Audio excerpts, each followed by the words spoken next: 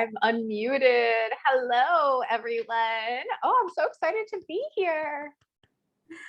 Welcome, Gabby. Your Yes, thank energy you. is so appreciated in this space today and always. So I want to hear a little bit about your journey of how you got to where you are, in the sense of what did your journey through entrepreneurship look like in the past few years? Oh my gosh. Well, can we start before entrepreneurship? Because I've had like a journey. So Yes, I was, yes. What were you doing before all right, entrepreneurship? amazing. So I was one of those people. I don't know if anybody here can relate. Like maybe some people call it like multi-passionate. Some people call it having no idea what you want to do with your life. Um, wandering maybe. So when I started, I graduated college with 2 degrees, a Bachelor of Science in Bio and Chem and a Bachelor of Arts in English and Psychology, which tells you like how all over the place I was in my undergrad career. Thought I might go to med school, ended up going to law school, got a JD, graduated law school, worked on Wall Street for a few years, practiced law for a little bit. And then I had my oldest son, Levi, and I started my own business. So I ended up actually starting a design business, which has nothing to do with my very varied background. And I ran that business for 5 years. So it was stationery, design, invitations, party stationery. And as I was doing that, I realized that entrepreneurship was no joke. Like the mindset stuff that came up, the fears, the visibility, the imposter syndrome, all of it was Mhm. so huge. And I actually stumbled upon rapid transformational therapy myself. I had a session, an imposter syndrome session, and it was so life changing for me. Mhm. So I ended up getting certified and transitioning into business coaching. And now I help women build their businesses as well. Mhm. So if you can relate to being multi-passionate and not being able to decide, raise your hand, right? I know I definitely had experienced that too. It was the choosing and deciding what to do. I mean, it's taken me 4 decades to figure that out. Yeah. Um, so about the subconscious mind, let's dive deeper into that and the relationship between not self-sabotage, the imposter syndrome, Mhm. how you found yourself to doing the work you do today. So let's just talk briefly about imposter syndrome and how that ties into the subconscious mind. Yeah, imposter syndrome is such a sneaky one because people will usually say like, "No, I'm pretty confident. I'm pretty good at asserting myself or taking action or whatever." And then when we dig a little bit deeper, there is like this big sense of not feeling good enough, right? Or second guessing your qualifications to talk about something or put out an offer, or second guessing your ability to actually be able to coach that person or lead that group.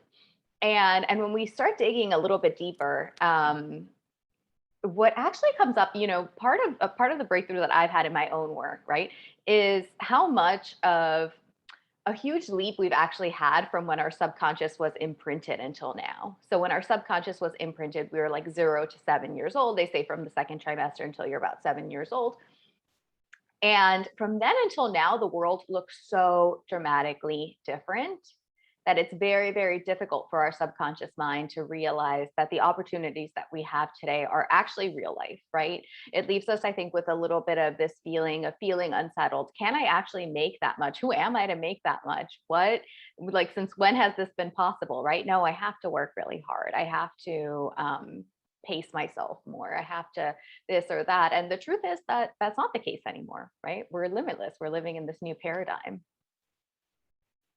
So how did you self-discover that, like the big leap that you've had in the sense of your earning potential and your worth after you overcame the imposter syndrome? So there are a bunch of different kinds of imposter syndrome. And when we're in my programs, we spend a lot of time talking about imposter syndrome because it's such a big thing that holds people back. It's so intimately tied to visibility too. So sometimes I'll see people that aren't sure if they're struggling with imposter syndrome or visibility blocks.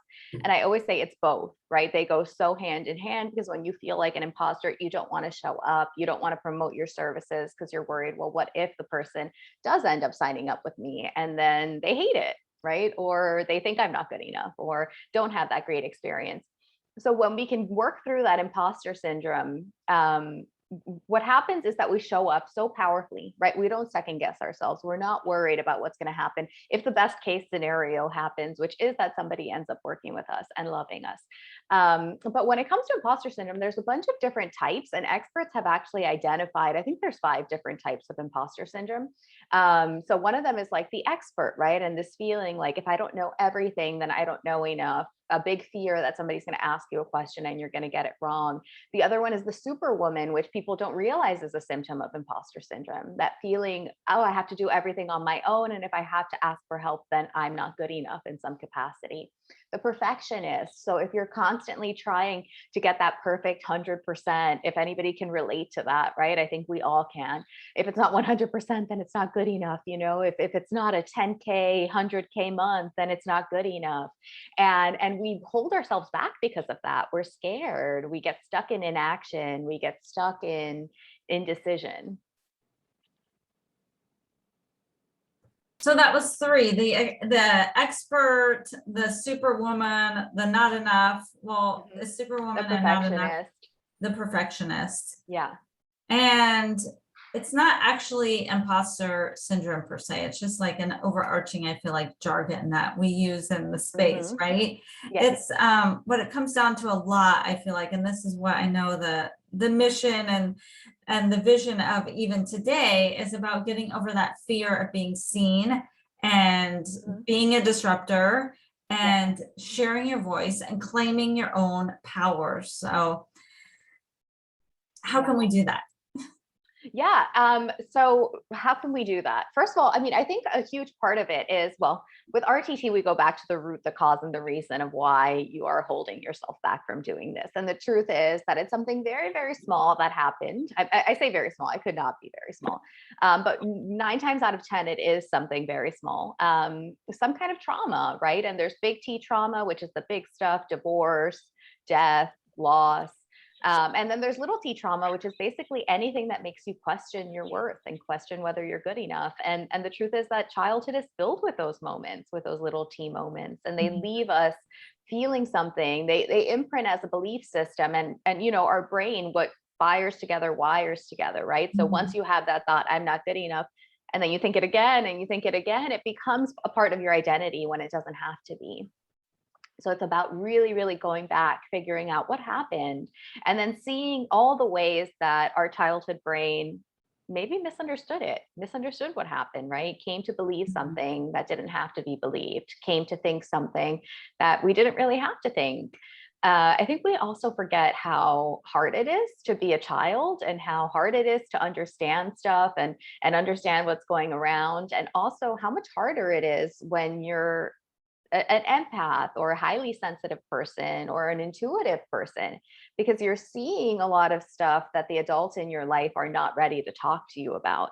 And you're making a lot of your own decisions about things and a lot of your own interpretations, right? Your parents might tell you on the surface that everything's fine, and you know better. And, you know, you might feel like your friends might tell you that they like you just fine, but you know better, right? Because you're intuitive and you can pick up on, you know, who is actually really annoyed and who is actually hurt and who is actually struggling.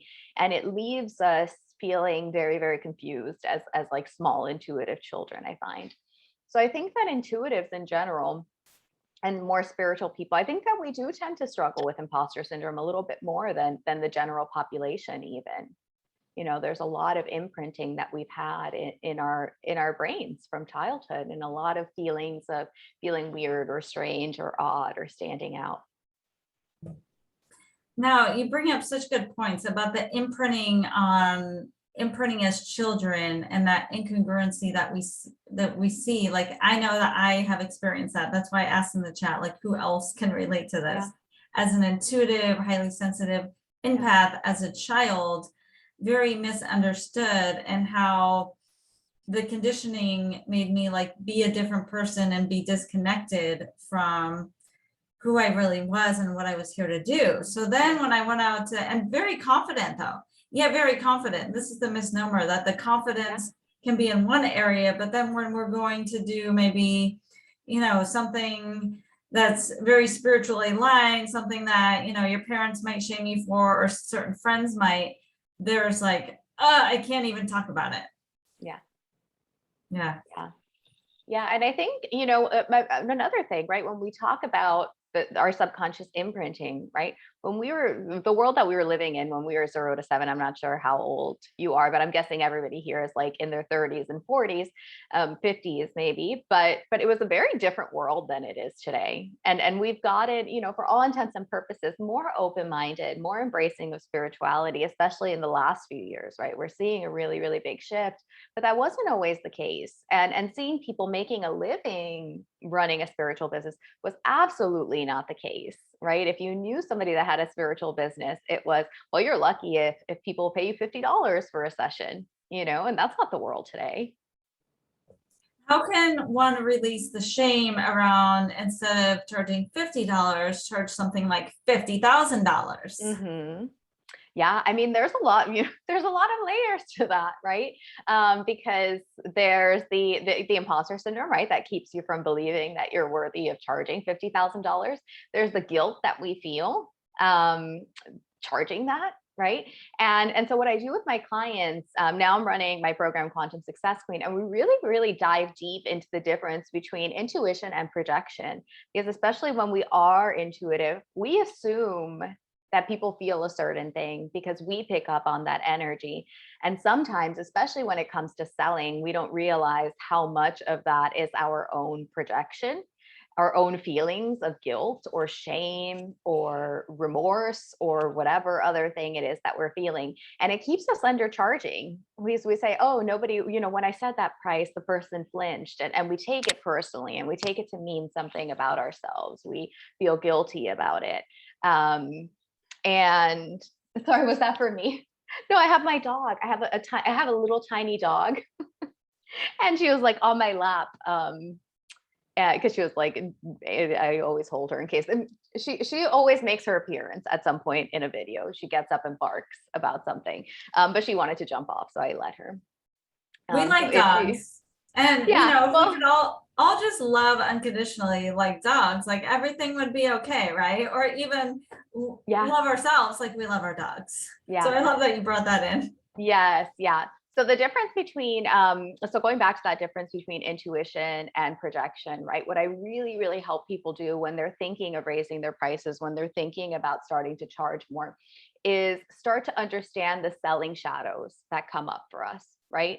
The first, it being the guilt about what it is that, there she is, guilt about what it is that we're charging, guilt about how much, guilt about, you know, honestly, sometimes it's our own stuff that we're carrying around, right? Guilt about times that we've spent and we shouldn't have spent, feelings that we have about our own spending, feelings that we have about our own, you know, anything that we might be feeling guilty about, it's going to come up when we're selling. Same thing with, what was the other one? Guilt. Now I'm blanking. Shame. Shame, right? Shame is another one. The shame that we feel when it comes to maybe having under-delivered, right, in another package or whatever else. We bring all of that stuff into our selling dynamic, and we find her, and then it's easy to fall into a pattern of undercharging. And then we tell ourselves that, well, it's intuition. I know how much people are willing to pay. And that's how you would define the projection, right? Mm-hmm. Is Yeah. our own thoughts, beliefs, Mm-hmm. feelings, and then thinking that our own are perhaps our potential clients. Yeah. Versus our intuition is just tapping into what we know to be true. But what we know to be true isn't for everyone. Like, I see so many limitations, like, oh, she won't be able to afford it, so I'm not even going to talk about it, or something like that. Yes. So I know that you've been talking a lot about subconscious marketing per se. Is that what Yeah. Oh, I love it. Yes. I want to know more for the entrepreneurs here and anyone, because I feel like we're always marketing ourselves, right? No matter if you're an entrepreneur in a relationship, Yeah. even with our children, it's Yes. like we're always marketing and selling. Yes. So Yes. tell me about subconscious marketing. Yeah. So I actually love it because I find that like people who are intuitive, who are spiritually gifted, who are kind, who are, good people, right? Should be the ones that are the best at selling and should be the ones that find it the easiest to connect. And for whatever reason, it's just not true. Right. It's just not true because the way that we've been taught about marketing and the way that we've been taught about selling, it feels bad. It feels really bad and it feels really against who we are fundamentally. And so we block it. We block ourselves from talking about how amazing we are and how much we can change people's experiences and lives. And I think also, the imposter syndrome comes up. Right. We find ourselves this certification, that certification.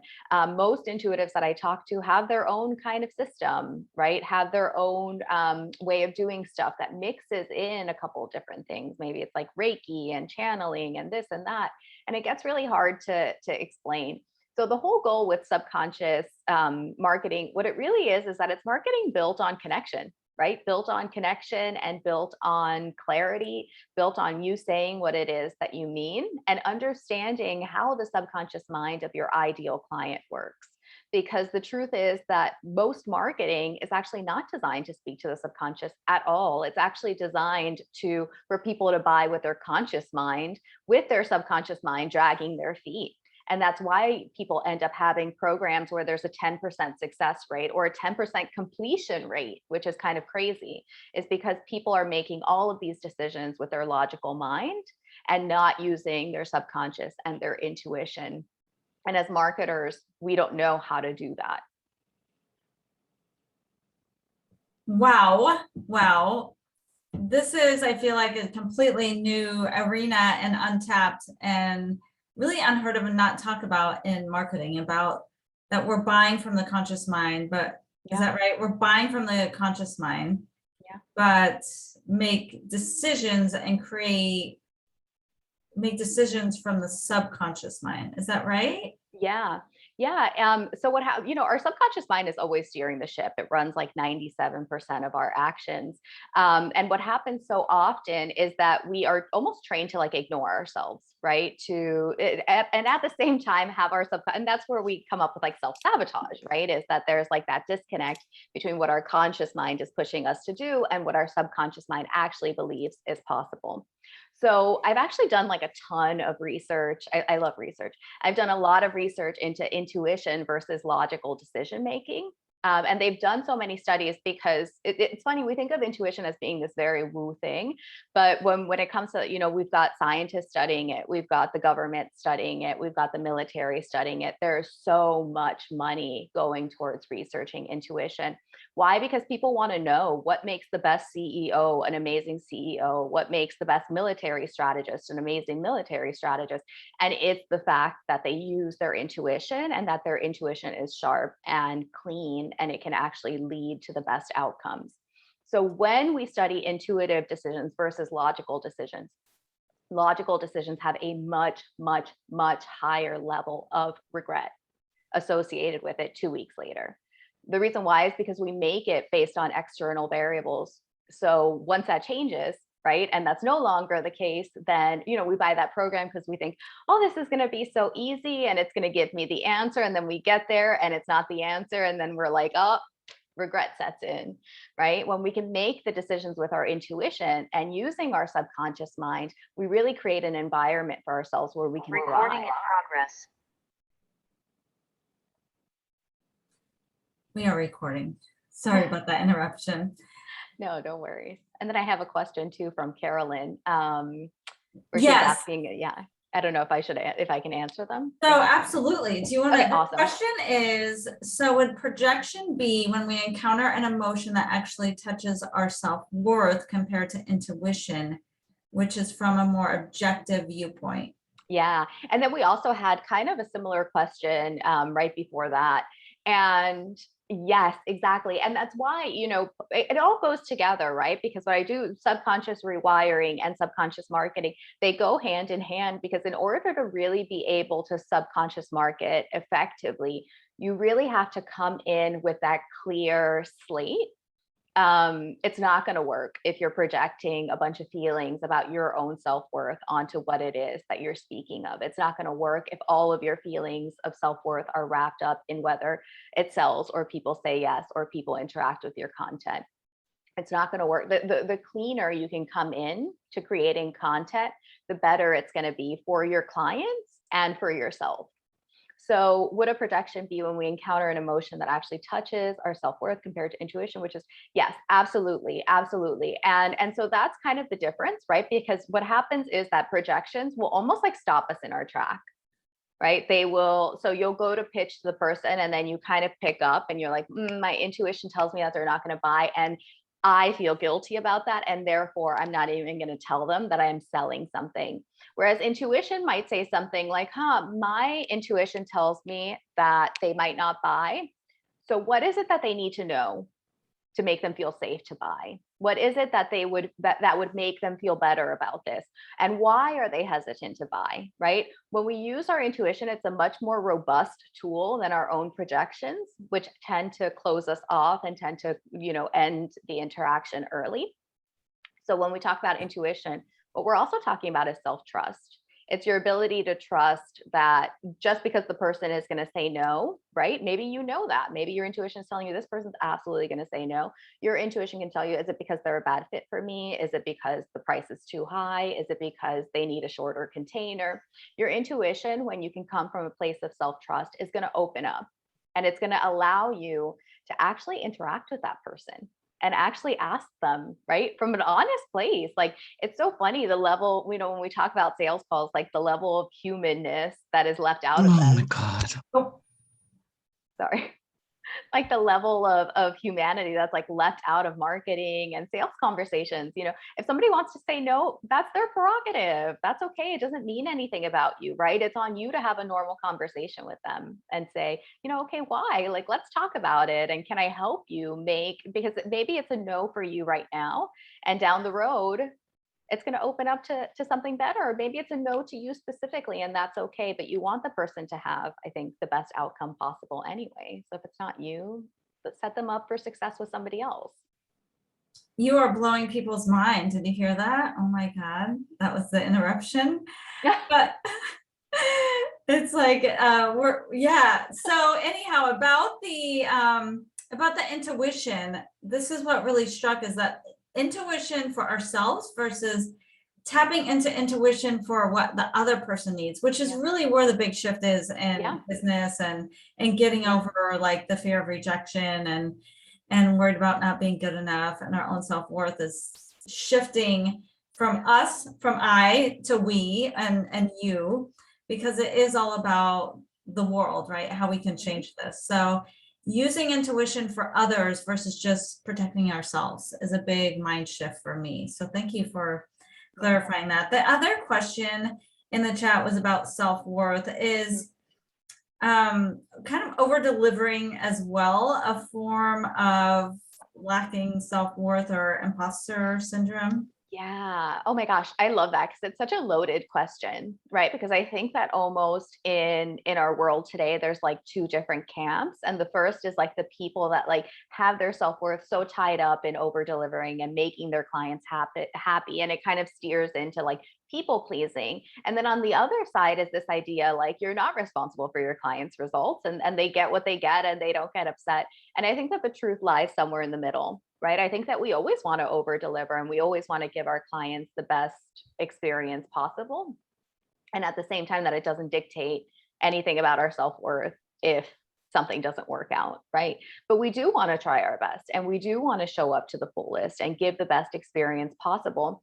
So I want to talk also, the sister of over delivering is undercharging. So when we talk about over delivering, what it really comes down to is like, is there an energetic imbalance in the price that you're charging? Does it feel like you are, is it over delivering in a good way? Is it over delivering? I feel like I'm really well compensated for this and I'm so inspired to give it my all. Or does it feel like over delivering and resentful, and the person should be grateful because for this price, I can't believe that I'm giving them all of this and they should be thankful. And so I always walk my clients through, I say, if you want the person, essentially when we're talking about that energetic imbalance, it's a lack of communication. So if you really want the person to be grateful, tell them, I'm going to undercharge you and I want to make up for the difference with 3 compliments. So I want you to tell me 3 nice things in exchange for me and then people start to see how ridiculous it actually is, right? To undercharge and expect that. But it's kind of unfair to put it on other people, It's a law of reciprocity and playing with that. It's an energetic over delivery, because I believe that this is over delivering. Like the amount of knowledge that you just shared, even in 25 minutes, is mind blowing. But also the tapping into like knowing that you're going to have that reciprocity somewhere else and just taking away like the resentment from it, because it's an attachment. It's all energy. It's an attachment to thinking that I'm going to get some other outcome. Yeah. It's just giving and then being open to receive and looking for evidence, like Amy Lee said before, is that look for evidence that you're worthy. Yeah, Jess, that's the motive for over delivery makes all the difference. Yeah, that's what I found, is that when you're over delivering from a place of joy because it feels good, because you want the person to be really happy, because it's going to feel good for you when they're really happy. And when you can hold on to that thread, it's a lot more powerful. Yeah, it's all about the intention. So how can, I know you briefly mentioned your program, which I didn't get the whole name. Could you say that again? And then So the program, so the program that I'm running now is Quantum Success Queen.